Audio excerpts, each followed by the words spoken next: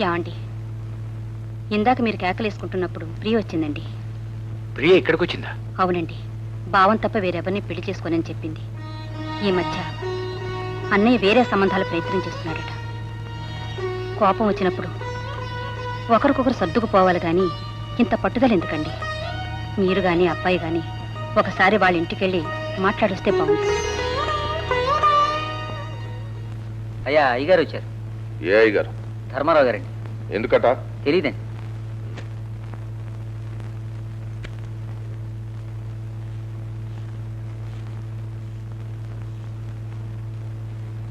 నేను అర్జెంట్ పని మీద బయటకు వెళ్తున్నాను. రా బావా. ఏమిటి విషయం? నీతో కొంచెం మాట్లాడాలి. తర్వాత మాట్లాడదాం. బావా, ముక్కు ముఖం తెలియకుండా వాడు మాట్లాడిన దానికి నువ్వు చాలా బాధపడుతున్నావు నాకు తెలుసు. ఎవరో ఏదో మాట్లాడిందని పట్టుకుని వాడిని దగ్గరికి వచ్చాడు. ఎవరు మాట్లాడారు? ఎవరు అంటే దారిని పోయేవాళ్ళు మీ అబ్బాయిని పిలిచి మీ నాన్నను పలానావాడు అన్యాయం చేశాడు వెళ్ళి అడుగు అని చెప్తారా? చెప్తే నువ్వు చెప్పుండాలి, లేదా నీ భార్య చెప్పుండాలి. బావా, వాడు తెలివి తక్కువగా మాట్లాడిన దానికి వాడి తరఫున నేను క్షమాపణ వేడుకుంటున్నాను. వాడు నీకు కాబోయే అల్లుడు. లేదులే, ఆ సంగతి నిన్నటితోనే మర్చిపోయాను. అంత మాట నాకు బాబా. పిల్లలు వాళ్ళేదో తొందరపడ్డాన్ని మనం కూడా తొందరపెడితే వాళ్లకు మనకు తేడా ఏమిటి చెప్పు? నువ్వు సత్య హరిశ్చంద్రుడివి, ధర్మరాజువి, నేను కాను. నిజంగా వాడు నా ఇంటికి అల్లుడు కావాలనుకుంటే అన్ని మాటలంటాడా? అన్ని మాటలన్న వాడిని తిరిగి నా ఇంటికి అల్లుడిగా తెచ్చుకోమంటావా? లేదు బాబా, నిన్న వాడికి ఏ దయ్యం బట్టి అలా మాట్లాడించిందో తెలియదు కానీ నిజానికి నువ్వంటేనే వాడికి నాకంటే ఎక్కువ ప్రేమ అభిమానం. ఇంతకుముందు ఎప్పుడైనా అలా మాట్లాడేవాడు? ఇన్నాళ్ళకి నిన్న మాట్లాడడం మొదలు పెట్టాడు. రేపు ఏం మాట్లాడతాడో ఎలా మాట్లాడతాడో ఎవరికి తెలుసు.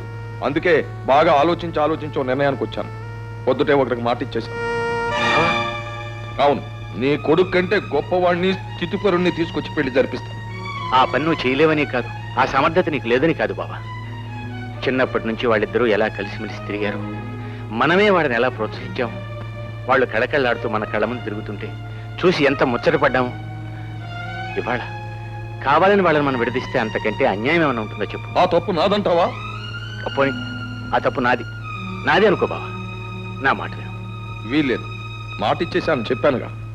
బావా, జీవితంలో ఇంతవరకు ఏనాడు ఎవరిని ఏమీ కోరలేదు. ఇవాళ ఒకే ఒక్క కోరిక కోరుతున్నాను, నీ కూతుర్ని, ఆ అమ్మాయికి పిల్లను నా ఇంటి కోడలుగా పంపించు. అంతే, ఇంకేం కోరను. ఆ ఒక్క కోరికే నువ్వెందుకు కోరుతున్నావో నాకు తెలుసు. నాకున్నది ఒక్కతే కూతురు. ఈ ఆస్తి అంతా ఆ ఒక్కదానికే చెందుతుంది. దాన్ని నువ్వు కోడలుగా చేసుకుంటే ఈ ఆస్తి మొత్తం నీ ఇంటికే చేరుతుంది. బావా బావా, ఇంకేం చెప్పదు, అంతే. మనం భవిష్యత్తులో కలుసుకోవాలనుకుంటే ఇంకెప్పుడు ఈ ప్రస్తావన తీసుకురాదు. నువ్వు వెళ్ళొద్దు.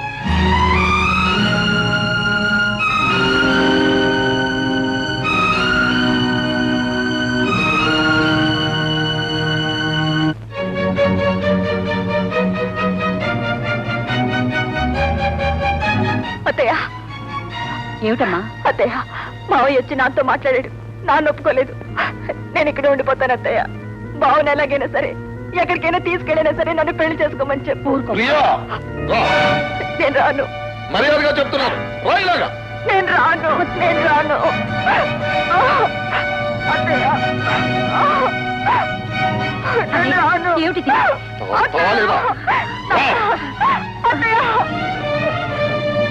బావగాడు రావాలా? వాడు వచ్చి నిన్ను కాపాడాలా? అసలు నీది కాదే ఈ తప్పు. ఈ సినిమాలు తీసేవాళ్ళని అనాలి. వీళ్ళు సినిమాలు తీసి పెళ్లిగా ఆడపిల్ల ఎలా ఎదురు తిరగాలో, ఎలా ప్రేమించాలో, ఎలా పెళ్లి చేసుకోవాలో నేర్పి పాడు చేస్తున్నారు. నేను చెప్తున్నాను, నేను ఖాయపరిచిన సంబంధమే నువ్వు చేసుకోవాలి. బావ నేను ఏమైనా చేసుకుంటానన్నా? చిన్నప్పటి నుంచి బావే నీ మొగుడు మీరే కలిసి తిరగమంది. మేం కలిసి ఉన్నప్పుడు మీరిద్దరూ మొగుడు పెళ్ళాలే. ఇప్పుడు కాదంటున్నా. అంత మీ ఇష్టమే. మా ఇష్టం కాక నీ ఇష్టమా? మీరెప్పుడు ఎవరు మొగుడంటే వాళ్ళతో కాపురం చేయాల్సిందేనా? పిచ్చిగా మాట్లాడు. నోరు మూసుకు పడుండు. కాలు బయట పెట్టావా విరగొట్టేస్తాం, జాగ్రత్త.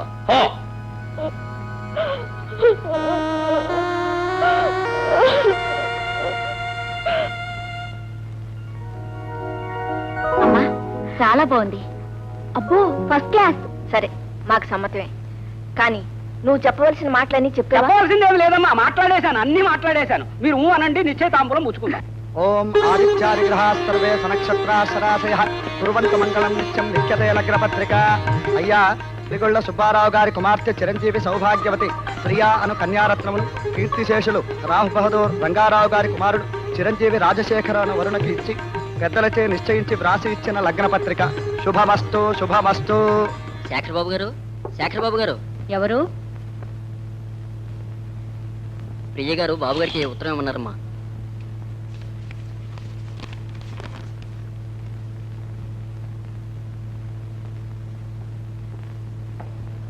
ఏమిటమ్మా? ప్రియకి హడావిడిగా రాత్రి ముహూర్తం పెట్టి పెళ్లి చేస్తారట. అందుకని నిన్ను వెంటనే అక్కడ రమ్మంది. ఆ ముహూర్తానికే మీ ఇద్దరికీ పెళ్లి జరగాలని, లేకపోతే చచ్చిపోతానని రాసింది. నువ్వు తొందరగా వెళ్ళి బాబు. రై ఆగు. ఎక్కడికి వెళ్ళావు? ఎక్కడికి వెళ్ళావో నిజం చెప్పు. అమ్మాయి గారు శేఖర్ బాబుకి లెటర్ ఇచ్చిరమ్మన్నారండి. ఇచ్చావా? ఇచ్చానండి. ఏమన్నారు? ఆయన లేరండి, వారి అమ్మగారికి ఇచ్చానండి. ఆ అమ్మాయి గారు అడిగితే వారికి ఉత్తరం ఇచ్చాను, ఉత్తరాన్ని ముక్కలు చేసి నా మొహాన్ని కొట్టారు, వారికి మీకు ఏమీ సంబంధం లేదని చెప్పమన్నారు అని చెప్పాలి. లేక నీ పీక నొక్కేస్తాను. చెప్తానండి. నేను పక్కనే ఉంటాను. పద. అమ్మగారు, అమ్మగారు. ఇచ్చావా? తీసుకున్నారండి. ఏం చెప్పారు? తీసుకుని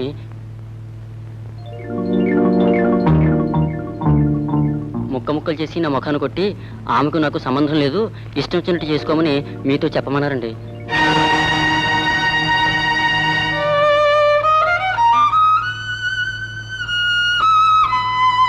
నిజంగా అంత కర్మ పట్టిన రోజున అతను అక్కర్లేదు, అతను కూతురు అక్కర్లేదు, అసలు పెళ్లి అక్కర్లేదు. శేఖర్ బాబు, శేఖర్ బాబు, మీ నాన్నగారికి గుండెపోటు వచ్చింది. అలాగా? రాజుగారు హాస్పిటల్లో చేర్పింది. అయితే అర్జెంటుకు నువ్వు వెళ్ళి మా అమ్మని తీసుకురా.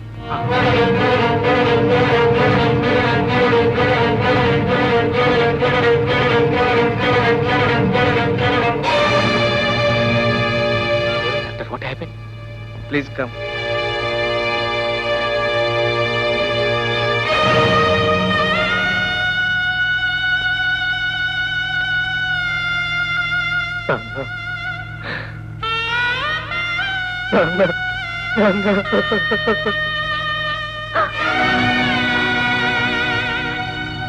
ఏమండి?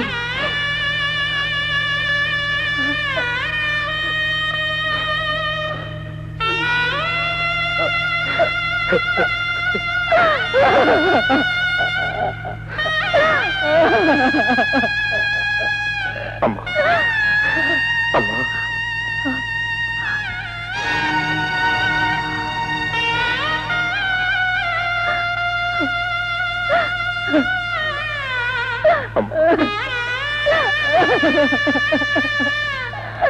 బాబు, ఊరుకోమ్మా.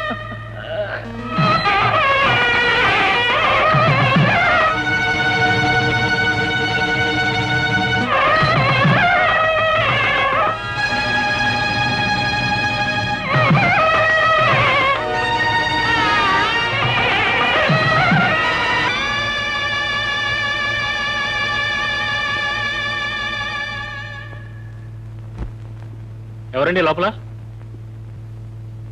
ప్రియమ్మ గారి పెళ్లి అయిపోయిందండి. ఎంత పనిచేసావు ప్రియ.